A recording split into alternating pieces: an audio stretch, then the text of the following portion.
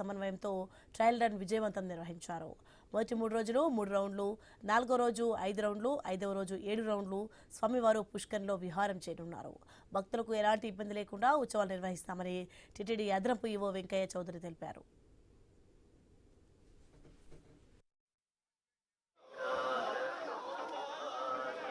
ఈ నెల 26వ తారీఖు నుంచి 5 రోజుల పాటు తెప్పోత్సవాలు నిర్వహించడం జరుగుతుంది.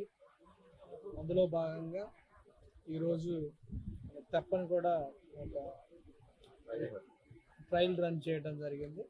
సో ఇంజనీరింగ్ విభాగాలు, అలానే ఎలక్ట్రికల్ వాళ్ళు, టెంపుల్ వాళ్ళు అందరూ కూడా కలిసి ఎంత వెయిట్ ఉండాలి, ఎన్ని రౌండ్లు వేస్తా అన్నది ఆల్రెడీ తెలిసి ఉంటుంది. కాబట్టి అలానే సపోర్టింగ్ స్టాఫ్ కూడా ఎక్స్పీరియన్స్డ్ పీపుల్ అంతకుముందు ఉన్న వాళ్ళు ఉన్నా కానీ ఒక ట్రయల్ రన్ చేసి ఎలా ఉందా అనేది చెప్పి ఈరోజు ట్రయల్ రన్ చేయడం జరిగింది. అంతా కూడా బాగా సమర్థవంతంగా చేశారు.